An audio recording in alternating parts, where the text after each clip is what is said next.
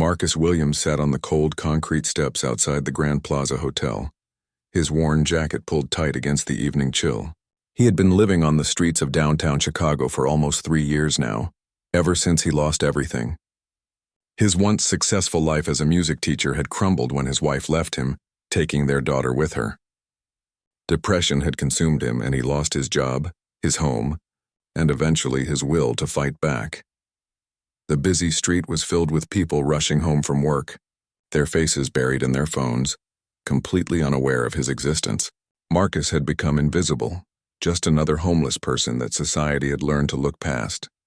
He held a small cardboard sign that read, "Anything helps. God bless." But today, like most days, his cup remained empty except for a few coins. As the sun began to set, Marcus noticed a commotion outside the hotel's main entrance. A large delivery truck had arrived, and workers were carefully unloading something covered in thick blankets. Hotel staff members rushed around, pointing and giving directions. Marcus watched with mild curiosity, grateful for any distraction from his hunger and the cold.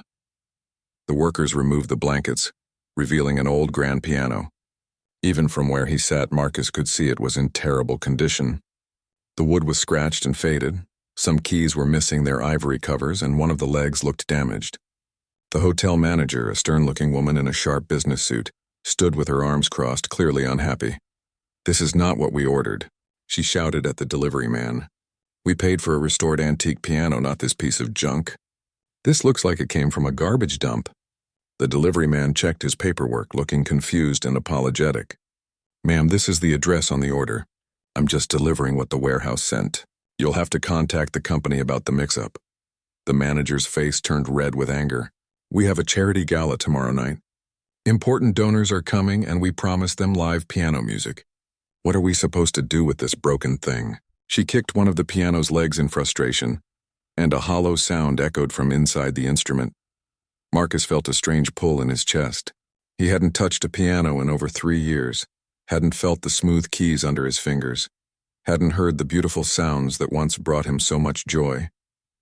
Music had been his entire life before everything fell apart. He had taught piano to dozens of students, performed at local events, and dreamed of one day composing his own pieces. The hotel staff debated what to do with the piano. Some suggested sending it back immediately, while others worried about finding a replacement in time for tomorrow's event. Finally, the manager made a decision. "Just put it in the back storage room for now. I'll deal with this mess in the morning." Nobody touch it. The workers struggled to move the heavy piano through the service entrance.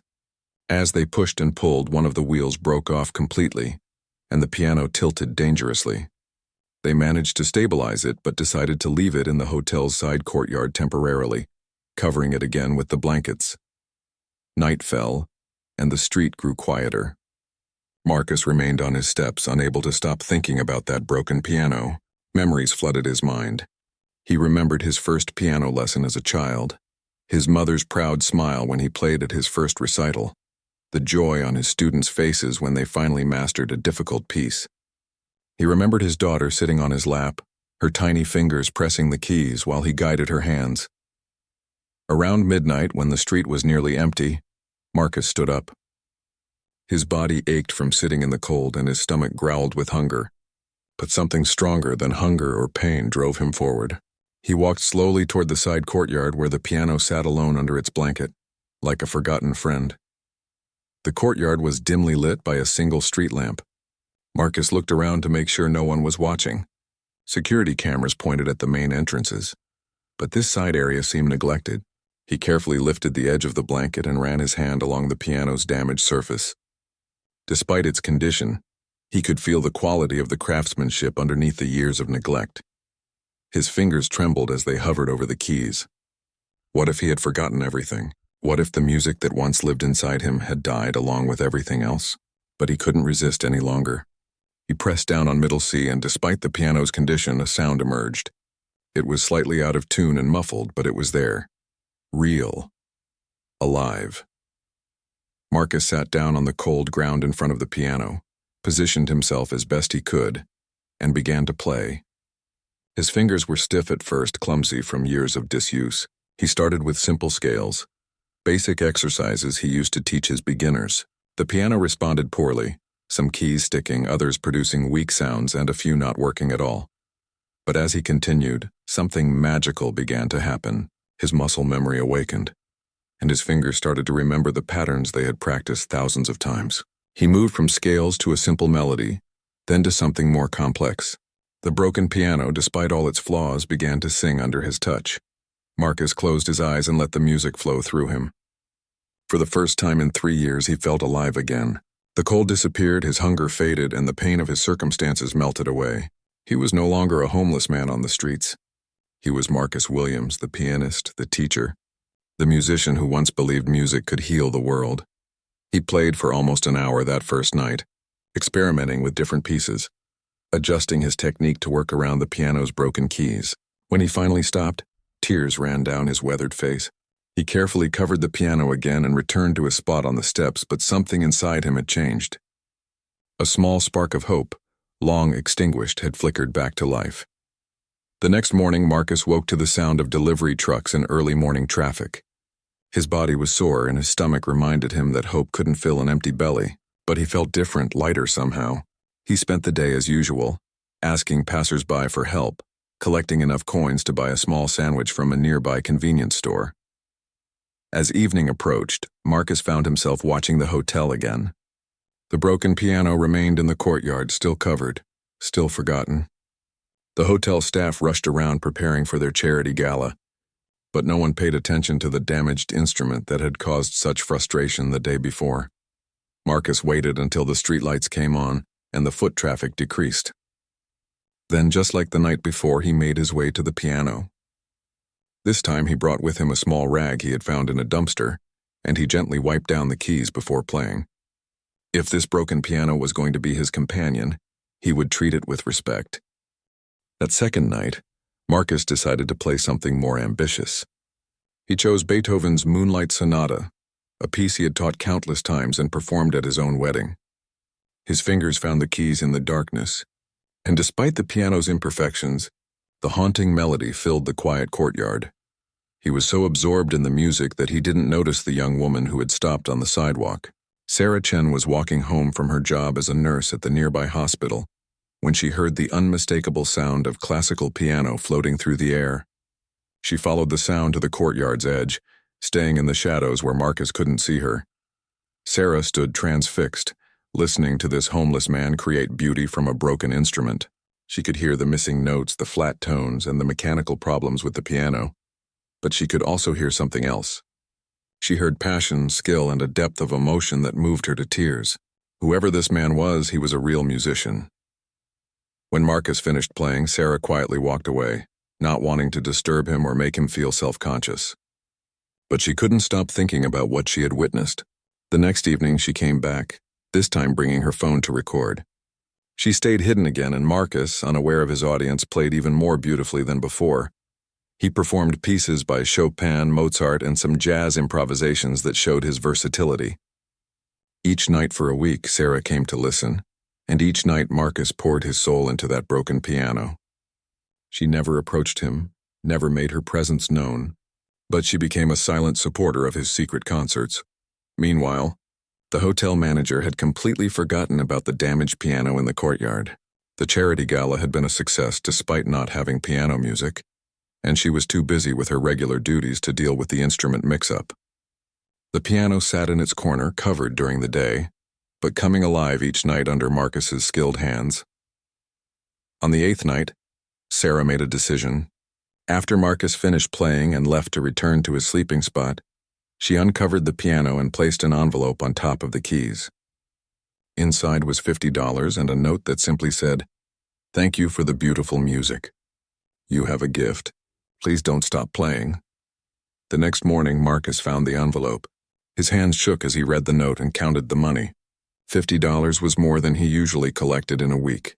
But more than the money, the note touched something deep inside him. Someone had been listening. Someone had heard him. He wasn't invisible anymore.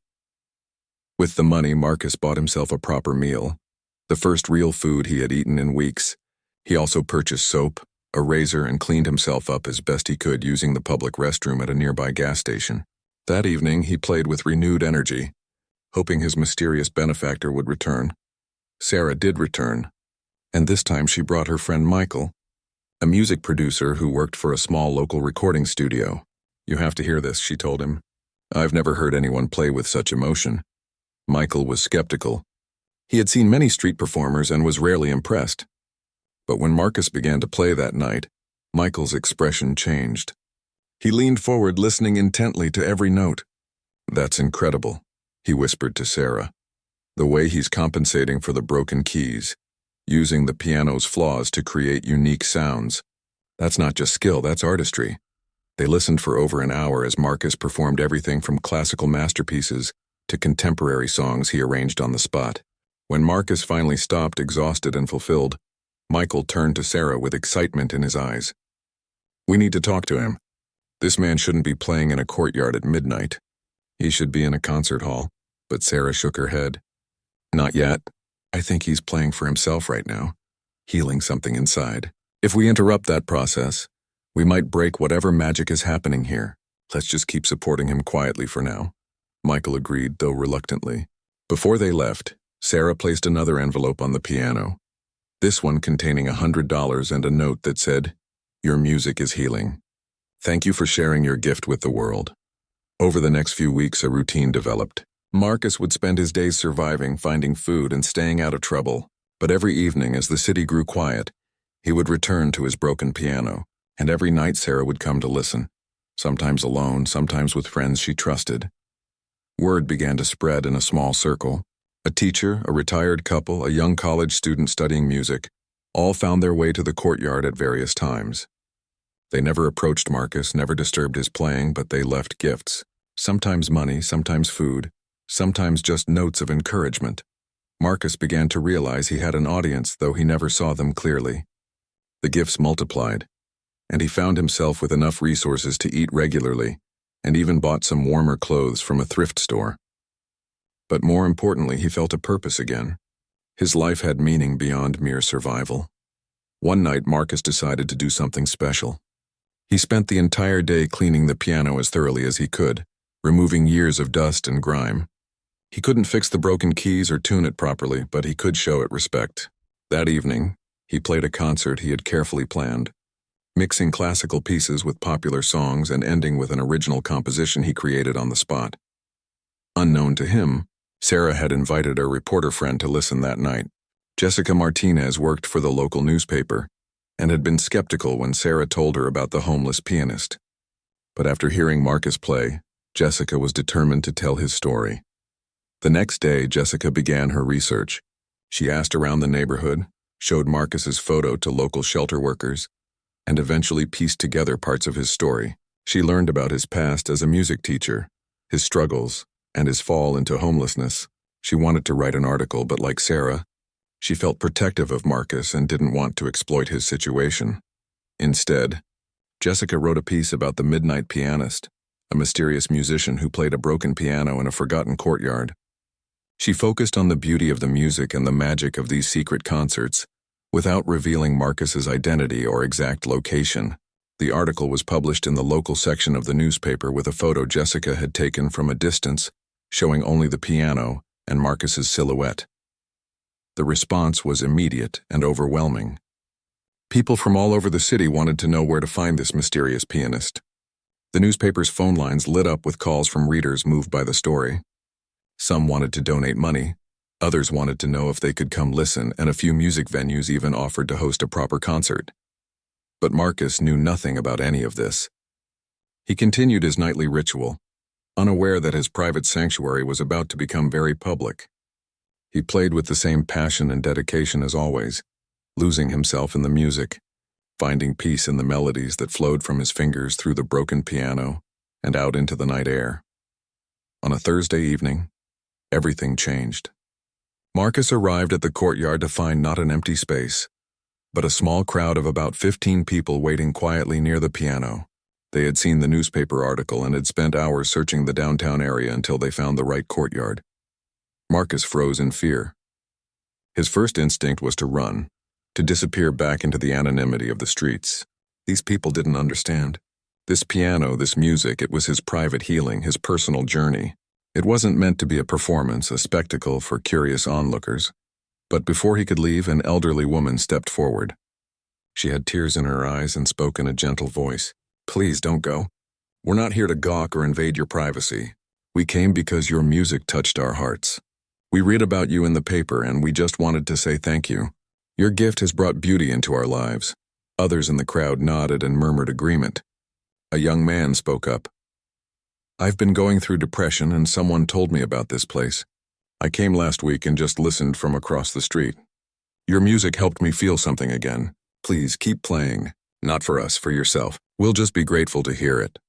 Marcus looked at the faces gathered before him and something inside him shifted. These weren't judgmental stares or pitying glances. These were people who genuinely appreciated his music, who saw him not as a homeless man but as an artist. His eyes welled with tears as he slowly walked toward the piano. The crowd stepped back, giving him space. Marcus sat down on the ground in front of the broken piano, positioned his hands over the keys, and took a deep breath. Then he began to play. He performed Chopin's Nocturne in E-flat major, letting the emotions flow through him. The broken piano sang its imperfect song, but the soul behind the music was pure and powerful. When he finished, the courtyard erupted in quiet applause. People wiped their eyes and some openly cried. Marcus played 3 more pieces that night, and when he was done, he stood and faced his audience for the first time. "Thank you," he said simply, his voice rough from disuse. "Thank you for listening." An older gentleman approached him, introducing himself as David Morrison, a retired music professor from the local university. "Young man, what you did with that piano tonight was extraordinary. I've spent my entire life around music and musicians, and I can tell you that you have a rare gift. Have you ever considered performing professionally?" Marcus gave a bitter laugh. "I used to teach music. That was a lifetime ago. Now I'm just a homeless man playing a broken piano in a courtyard." The words came out harsher than he intended, years of pain and shame evident in his voice. David didn't flinch. "What I see is a talented musician who deserves a chance to share his gift with the world. What you are right now doesn't define what you can become tomorrow." He handed Marcus a business card. "I still have connections in the music community. If you're willing, I'd like to help you. No strings attached, no expectations. Just one musician helping another." Marcus took the card, not knowing what to say. He had spent so long believing he was beyond help, beyond redemption. The idea that someone would offer assistance without judgment seemed impossible. That night, after everyone left, Marcus sat alone with the piano and cried for the first time since he had lost everything. The next evening, the crowd had doubled. Word had spread through social media, texts, and word of mouth. People brought folding chairs, blankets, and even candles to light the courtyard. Marcus was overwhelmed but also strangely comforted. For years he had been invisible, and now suddenly people saw him, really saw him.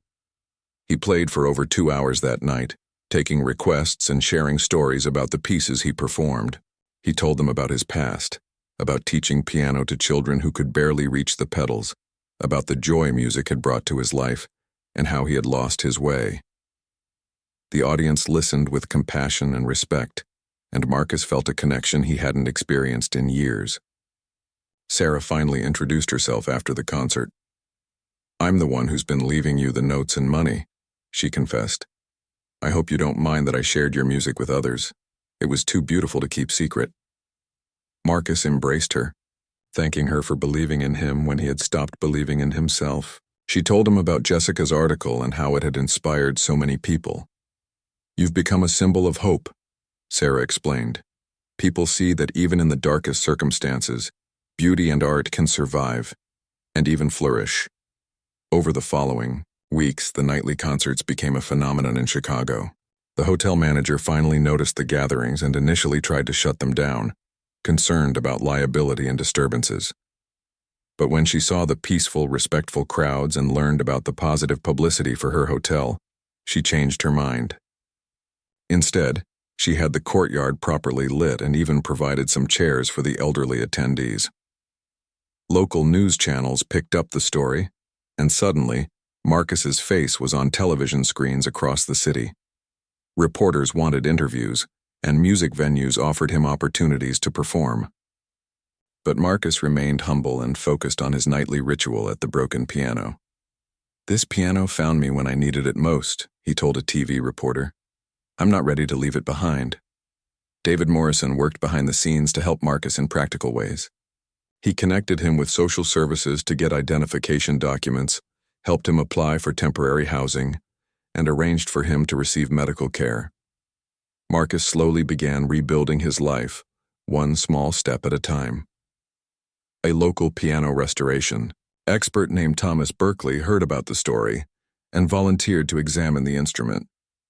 He arrived one afternoon with his tools and spent hours assessing the damage. "This piano has good bones," Thomas announced. "It's a quality instrument that's been badly neglected. I can restore it, but it will take time and money."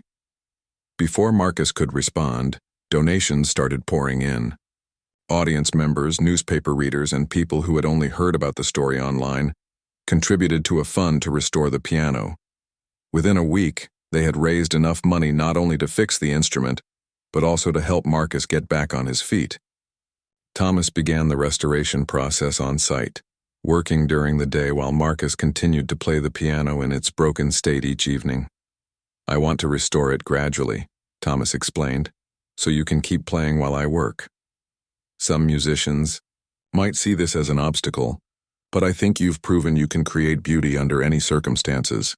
As the weeks passed and the piano slowly transformed, so did Marcus. He moved into a small studio apartment funded by donations. He bought new clothes, got regular meals, and started looking healthier.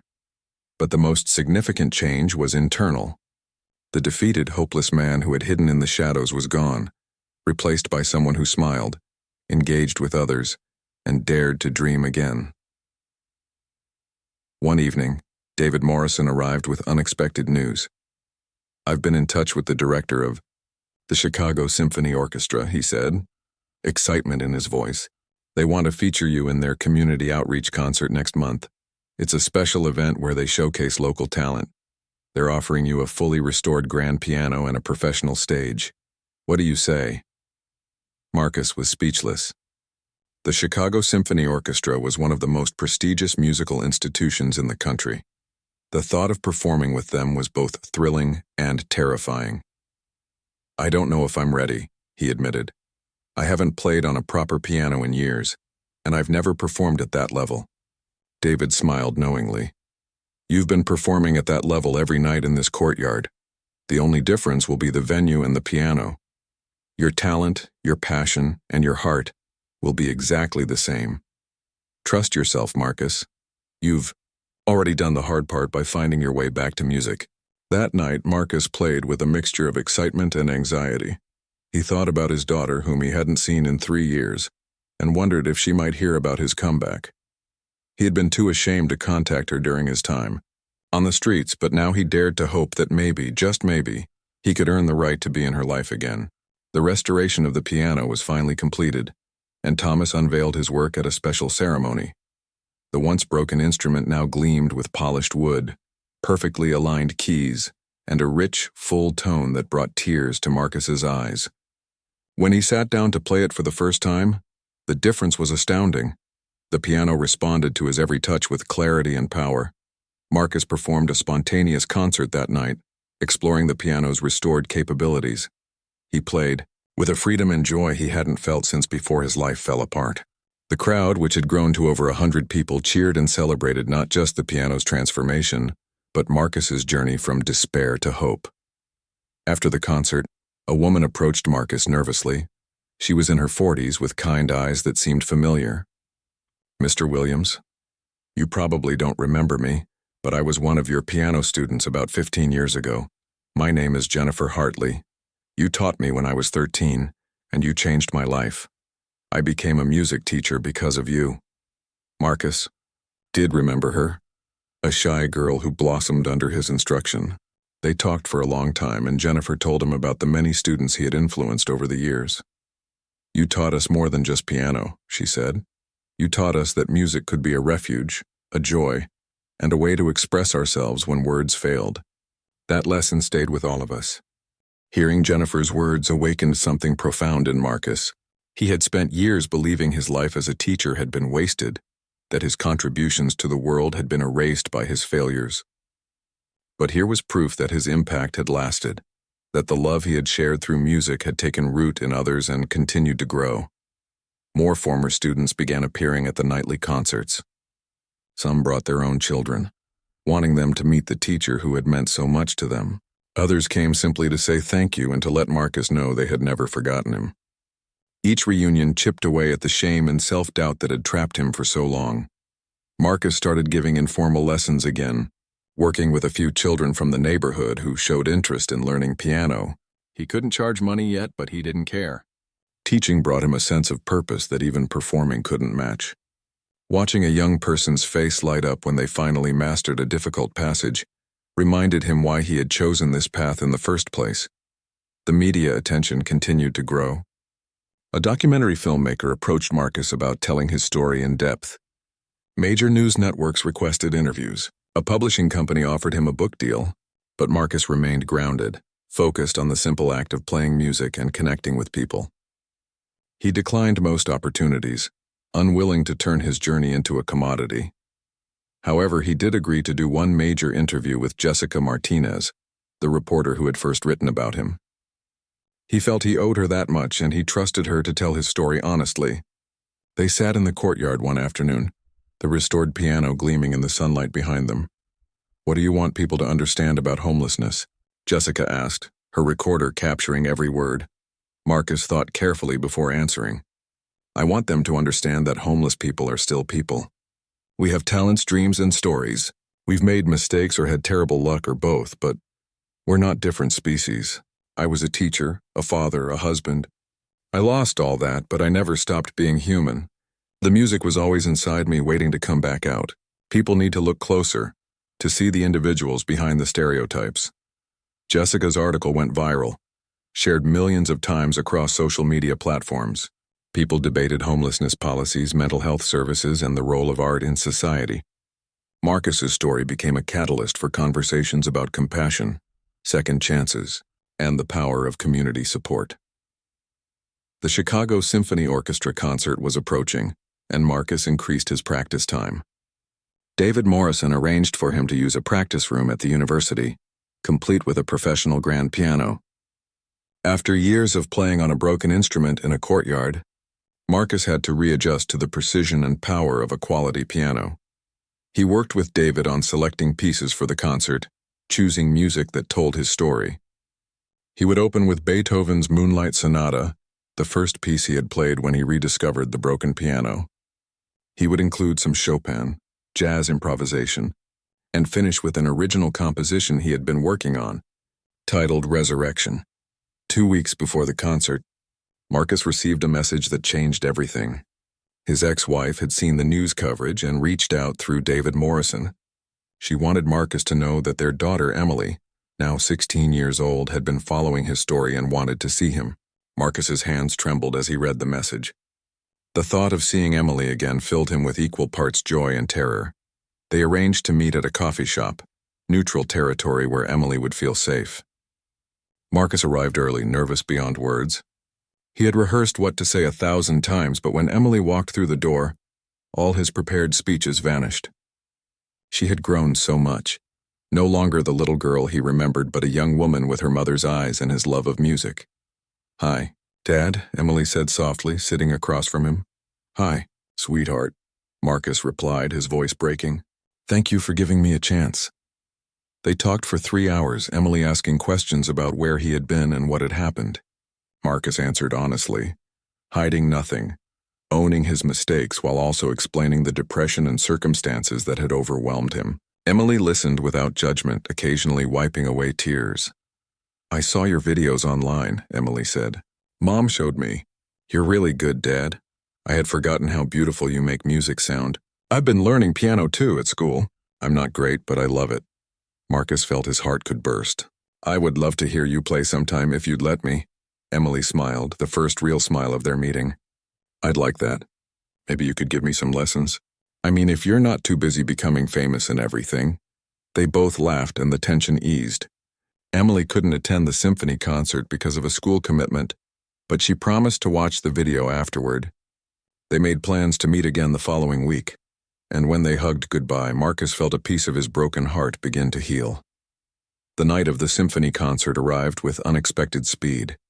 Marcus stood backstage in borrowed formal wear, watching through the curtains as the concert hall filled with people. The Chicago Symphony Orchestra was world-renowned, and performing here had been a dream he never thought he would achieve. David Morrison stood beside him, offering quiet encouragement. "Remember, you've already proven yourself.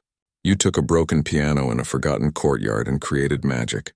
This is just a better venue with a better instrument. The magic comes from you, not the surroundings." Sarah Chen was in the audience along with many of the people who had attended the courtyard concerts. Thomas Berkeley, who had restored the piano, sat in the front row. Jennifer Hartley brought a group of her current students. Even the hotel manager, who had initially rejected the broken piano, came to see what all the fuss was about. The orchestra's conductor, Maestro Chen, welcomed Marcus warmly. "We're honored to have you perform with us tonight. Your story has inspired our entire organization. Take your time, breathe, and remember that everyone here is rooting for you." As Marcus walked onto the stage, the applause was immediate and thunderous. He approached the magnificent Steinway grand piano positioned at center stage, its polished surface reflecting the bright lights. For a moment, he was overwhelmed by memories of playing in that dark courtyard, hunched over a broken instrument with missing keys and damaged hammers. But then he sat down, adjusted the bench, and placed his hands over the keys. The hall grew silent, hundreds of people waiting to hear what this formerly homeless man would create. Marcus closed his eyes, took a deep breath, and began to play. The opening notes of Moonlight Sonata filled the concert hall with crystalline clarity. Every note was perfect, every phrase shaped with intention and emotion. Marcus poured his entire journey into the music, all the pain, loss, struggle, and eventual hope. The piano responded magnificently, and the acoustics of the hall carried the sound to every corner. The audience was mesmerized. This wasn't just technical proficiency, though Marcus's skill was undeniable. This was music played by someone who had lost everything and found himself again through the healing power of art. Every person in that hall felt the emotion, understood the story being told without words. Marcus moved through his program flawlessly. The Chopin pieces showcased his delicate touch and understanding of romantic period styling. The jazz improvisation revealed his versatility and creativity. But it was his original composition, Resurrection, that brought the house down. The piece began quietly, almost uncertainly, representing his life falling apart. Dark, dissonant chords depicted the despair of homelessness and loss. Then gradually a simple melody emerged, fragile at first but growing stronger. This was the broken piano entering his life, music returning to save him. The melody developed, incorporating themes from the other pieces he had played, weaving together all the elements of his journey. The climax was powerful and triumphant, full chords that rang through the hall like a declaration of survival and rebirth. Then, in a move that surprised everyone, Marcus shifted back to simplicity. The final notes were gentle and humble, acknowledging that his journey wasn't finished, that healing was ongoing, and that hope was a daily choice, not a destination. When the last note faded into silence, the audience remained still for a long moment, as if afraid to break the spell. Then they erupted into applause so loud that Marcus felt it vibrating through the piano bench. People stood, tears streaming down their faces, applauding not just the performance but the incredible human story behind it. Marcus stood and bowed, overwhelmed by the response. He looked out at the sea of faces and saw Sarah crying happy tears, David beaming with pride, and countless strangers who had been touched by his music. For the first time in years, Marcus felt worthy of the applause, worthy of being seen and celebrated. Backstage, he was mobbed by well-wishers, reporters, and music industry professionals. A concert promoter offered him a tour of major cities. A recording company wanted to produce an album. Music schools expressed interest in having him join their faculty. The opportunities came so fast that Marcus's head spun, but he remembered David's earlier advice about staying grounded. "I need time to process all of this," Marcus told the eager crowd. "I'm grateful for every opportunity, but I'm still rebuilding my life. I need to take things slowly and make sure my decisions are right for the long term. That night, lying in his small apartment, Marcus couldn't sleep. Not from anxiety or fear, but from pure amazement at how dramatically his life had transformed. 6 months ago, he had been sleeping on the streets, believing his life was over. Now he had performed with a major symphony orchestra, reconnected with his daughter, and had a future filled with possibilities. The next morning, Marcus returned to the courtyard where it all began. The restored piano still sat there, protected now by a proper covering and shelter that the hotel had built. He sat down and played quietly, no audience except for a few passing pedestrians. This felt right, grounding himself in the place where his resurrection had started. He decided to establish a routine of playing in the courtyard twice a week, free concerts for anyone who wanted to listen. He wouldn't abandon the place that had saved him, wouldn't forget the people who had supported him when he had nothing. The courtyard concerts became legendary, with people traveling from across the country to attend, but Marcus kept them intimate and accessible to everyone. With guidance from David and Sarah, Marcus carefully selected which opportunities to pursue. He accepted a position as an adjunct professor at the university, teaching piano and music theory to a small group of students. He declined the major concert tour but agreed to do regional performances at venues that felt meaningful to him. He spent his free time working with homeless organizations, using his story to raise awareness and funds for programs that provided shelter, mental health services, and job training. Marcus knew he had been lucky, that not everyone in his situation would find a broken piano and a second chance. He felt obligated to help others however he could. His relationship with Emily grew stronger each week. They met regularly for coffee, and Marcus began giving her piano lessons in the courtyard. Emily was a talented student, and Marcus discovered that teaching his own daughter brought him a joy unlike anything else. Slowly, carefully, they rebuilt their relationship, creating new memories while acknowledging the painful past. Marcus's ex-wife, Rebecca, eventually reached out to thank him for being so patient and gentle with Emily. They had a long conversation where both apologized for past mistakes and acknowledged their roles in what had happened. They would never be married again, but they could be cordial co-parents united in their love for their daughter. One day, Thomas Berkeley approached Marcus with an interesting proposition. "I've been thinking about that broken piano that changed your life," Thomas said. "I kept all the original broken parts when I restored it. What if we created something special with them? A piece of art that tells your story?" Together, they designed a sculpture made from the broken piano keys, damaged hammers, and splintered wood. The piece was abstract but beautiful, representing brokenness transformed into something meaningful. They donated it to a homeless shelter, where it hung in the entrance with a plaque explaining Marcus's story and encouraging visitors that their current circumstances didn't define their futures. Marcus also started a scholarship fund for music students from underprivileged backgrounds. He contributed part of his earnings from performances and solicited donations from supporters. The fund would help talented young people access music education, regardless of their financial situations, ensuring that the gift of music reached those who might otherwise never have the opportunity. A year after his first courtyard performance, the city of Chicago honored Marcus with a special recognition ceremony. The mayor presented him with a key to the city and declared the courtyard a historic landmark, officially naming it Piano Park. A permanent plaque was installed telling the story of the homeless man who turned a broken piano into an instrument of hope. During his acceptance speech, Marcus looked out at the crowd and spoke from his heart. "A year ago I was invisible. I sat on cold steps while thousands of people walked past without seeing me.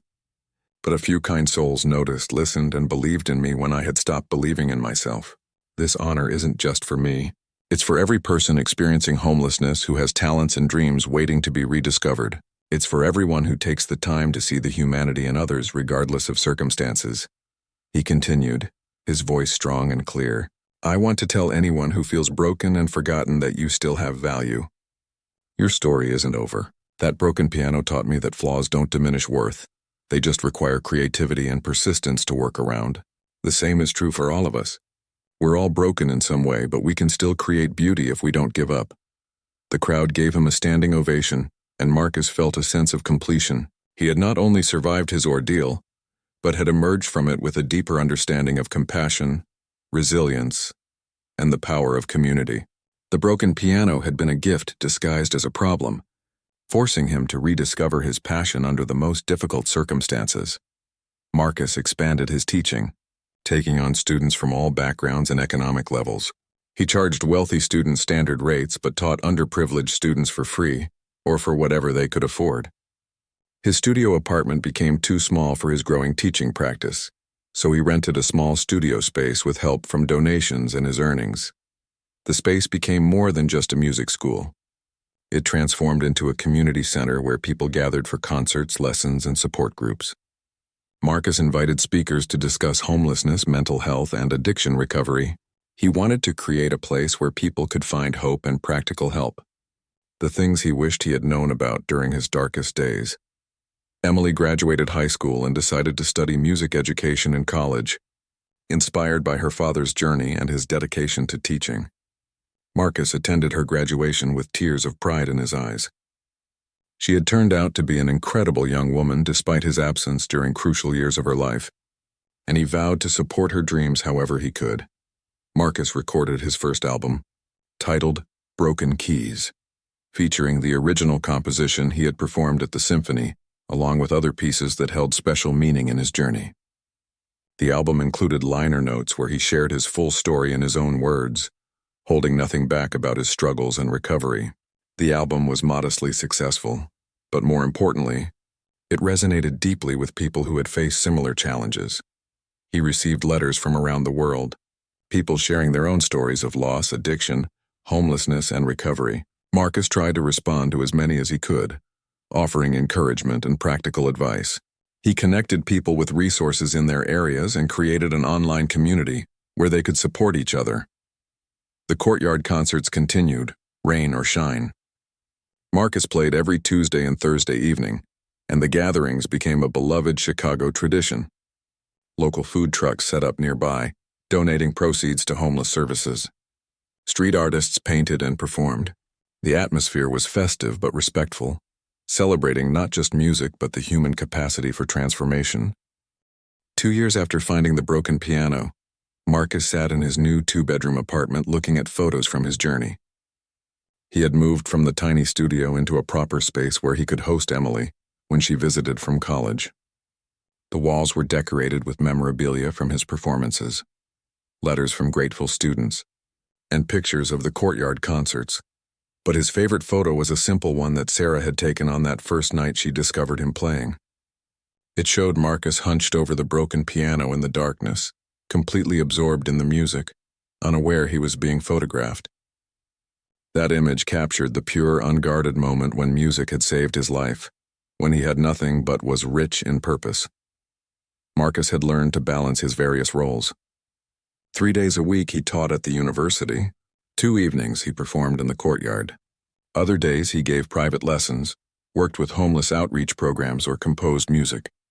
He maintained a schedule but kept it flexible, having learned that rigid plans could break under pressure while adaptable approaches could bend and survive. He started a podcast called Notes from the Street, where he interviewed other people who had experienced homelessness and found their way back to stability. The podcast featured musicians, artists, writers, and people from all walks of life who had stories of resilience. It became popular not just among people interested in homelessness, but among anyone who appreciated authentic stories of human struggle and triumph. Jennifer Hartley, his former student who had become a music teacher, approached him with an idea. What if we created a program that brought music education directly to homeless shelters? She proposed. We could teach basic instruments, provide music therapy, and give people an outlet for expression during difficult times. Marcus loved the idea and immediately began working to make it happen. They recruited volunteer musicians, secured donated instruments, and partnered with several shelters across the city. The Music for Hope program launched 6 months later, serving hundreds of people experiencing homelessness. Many participants reported that music gave them a sense of purpose and a temporary escape from their struggles. One participant, a young woman named Lisa, showed particular promise on the guitar. Marcus worked with her privately, recognizing in her the same desperate need for healing through music that he had felt. Lisa eventually performed at one of the Courtyard concerts, sharing her own story of addiction and recovery. Her performance moved the audience to tears and inspired even more people to support the Music for Hope program. Marcus also reconnected with old colleagues from his teaching days. Some were initially awkward around him, unsure how to address his past homelessness. But Marcus's openness about his journey made it easier for everyone. He didn't hide his history or make excuses. He simply acknowledged what had happened and focused on the present and future. One former colleague, Richard, apologized for not reaching out when Marcus had lost his job. "I heard you were struggling, but I didn't know what to say or how to help." "I regret not trying," Richard confessed. Marcus smiled kindly. "I wouldn't have accepted help back then. I was too proud and too ashamed. Sometimes people need to hit bottom before they're ready to accept a hand up. Don't carry guilt for that.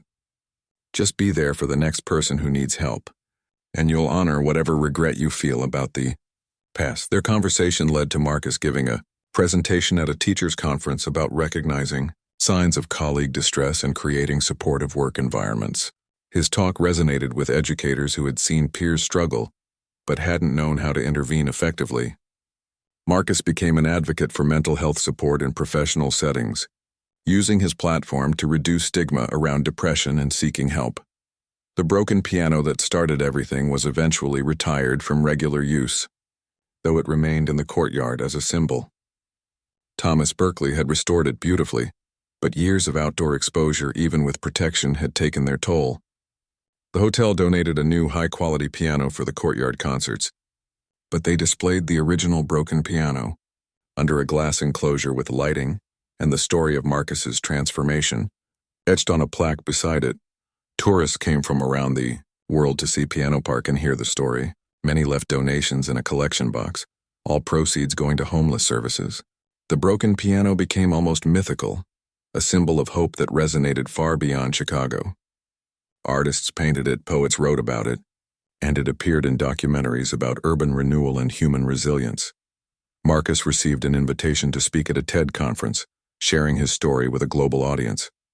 He accepted, despite feeling nervous about such a large platform. His TED Talk, titled "The Music in Broken Things," went viral, viewed millions of times online. In it, he spoke about finding beauty in brokenness, both in pianos and in people.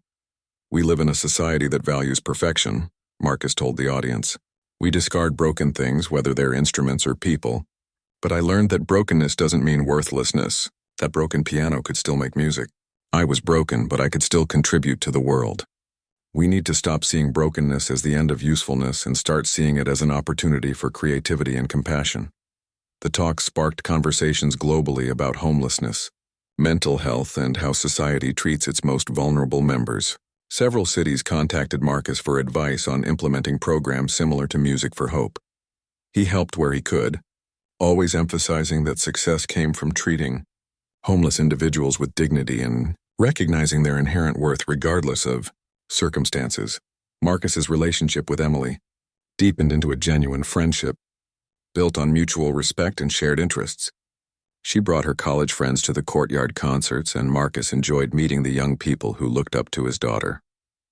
Emily was thriving in her music education program, and Marcus attended her student recitals whenever possible, beaming with fatherly pride. One evening, Emily performed a piano piece she had composed herself, dedicating it to her father. "This is called Finding You Again," she announced to the audience.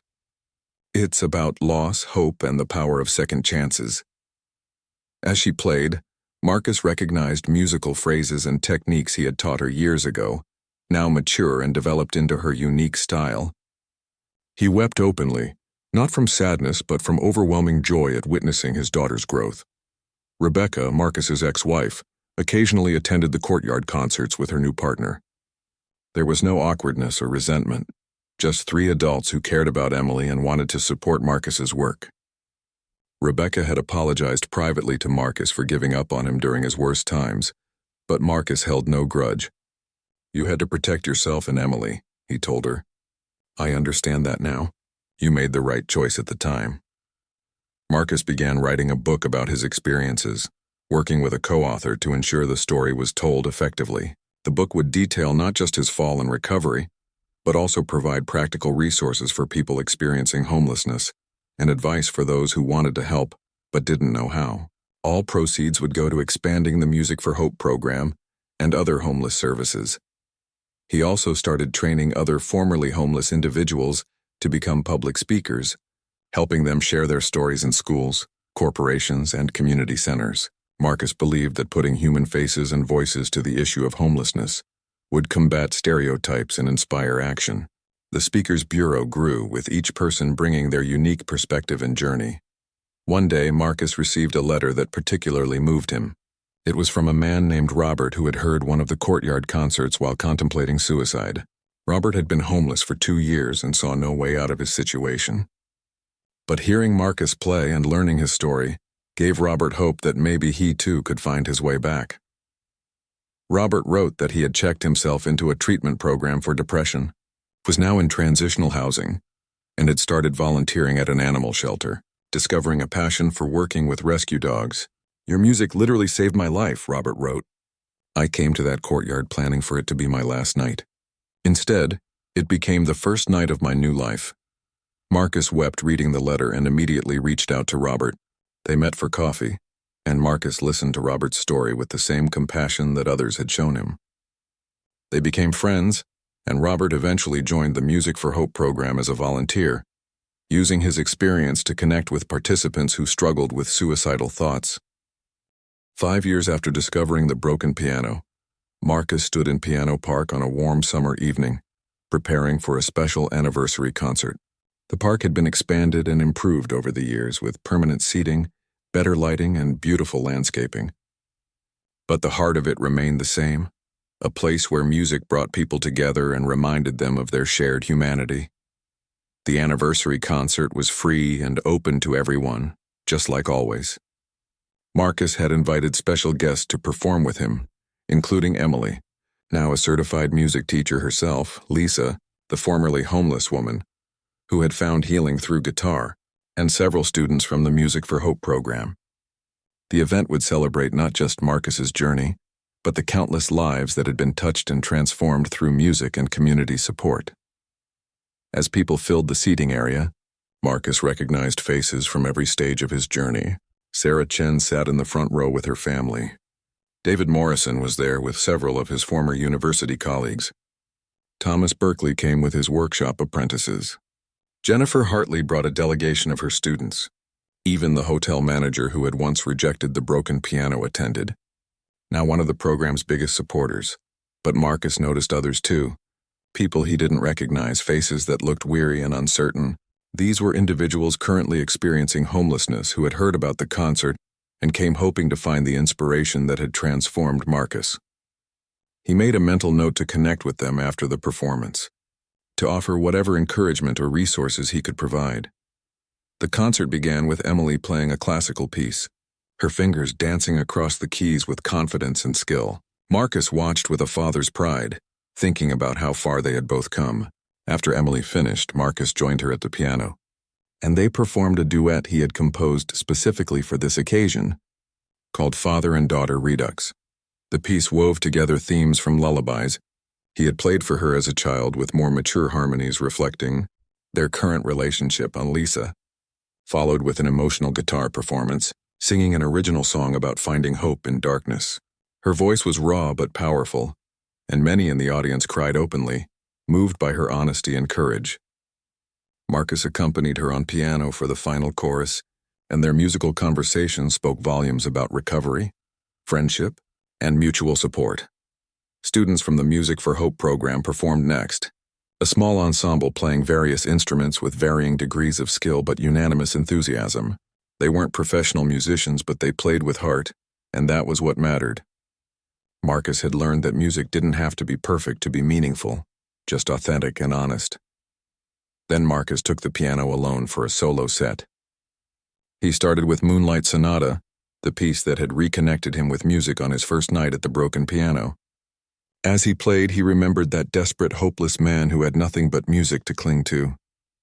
That man seemed like a different person now, almost a stranger, yet Marcus never wanted to forget him. Remembering where he had been kept him grateful for where he was. He performed several other classical pieces before transitioning to jazz improvisation, inviting audience members to call out themes or emotions they wanted to hear interpreted musically. Someone shouted joy, and Marcus crafted a bright, bouncing melody. Another called out remembrance, and he played something wistful and nostalgic. This interactive segment had become a tradition at his concerts, breaking down the wall between performer and audience. For his final piece, Marcus performed an updated version of Resurrection, the composition he had debuted at the symphony. He had refined and expanded it over the years, and it now stood as his signature work, the musical autobiography that told his entire story from despair through recovery to hope and service. As the last notes faded into the evening air, the audience remained silent for a long moment before erupting into sustained applause. Marcus stood and bowed, but then he did something unexpected. He gestured for everyone who had performed to join him on stage. Emily, Lisa, the Music for Hope students, and even some volunteers who had helped make the evening possible all gathered around the piano. "This isn't my story alone," Marcus told the crowd, his voice amplified by the sound system. "This is our story. Every person on this stage has faced challenges and found healing through music and community. Every person here tonight, whether performing or listening, is part of this ongoing story of resilience and hope. Thank you for being part of my journey and for allowing me to be part of yours." The crowd stood, applauding not just Marcus but everyone on stage, recognizing that transformation was rarely a solo journey. After the applause died down, Marcus invited anyone who wanted to share their own story to speak. Several people came forward, some talking about their own experiences with homelessness, others sharing how Marcus's story had inspired them to volunteer or donate to worthy causes. One elderly woman named Margaret stood up and shared that she had been a professional violinist before arthritis ended her career. She had fallen into depression and nearly became homeless before finding support. "Hearing your story reminded me that my value wasn't just in my ability to play perfectly," she said to Marcus. "I started teaching music to children with disabilities, and I found a new purpose. Thank you for showing me that our worth comes from who we are, not what we can do." As the evening drew to a close and people began to leave, Marcus noticed a young man sitting alone on a bench crying quietly. Marcus approached gently and sat down beside him. "Are you okay?" he asked softly. The young man looked up, his face streaked with tears. "I'm homeless," he admitted. "I've been on the streets for 6 months. I came here tonight because I heard that you had been where I am now. I needed to see proof that things could get better. But watching you up there, so successful and surrounded by people who love you, it just seems impossible. The gap between where you are and where I am feels too wide to cross." Marcus put a hand on the young man's shoulder. 5 years ago, I sat on steps not far from here, and I felt exactly what you're feeling right now. The gap seemed impossible. But here's what I learned. You don't cross that gap in one giant leap. You cross it in tiny steps, one day at a time, sometimes 1 hour at a time, and you don't cross it alone. He pulled out his phone and showed the young man a photo of himself from 5 years earlier, gaunt and desperate looking. This was me.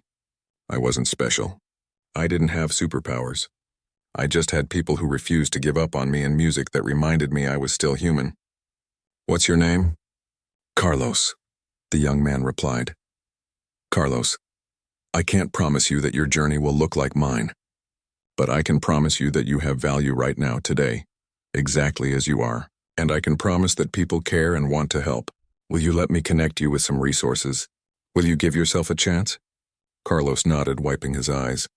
Marcus spent the next hour sitting with him, making phone calls to shelter contacts and arranging for Carlos to meet with a counselor the next day. He gave Carlos his personal phone number and made him promise to call if he needed anything. Before Carlos left, Marcus hugged him and said, "Remember, you're not alone. There are people fighting for you even when you can't fight for yourself."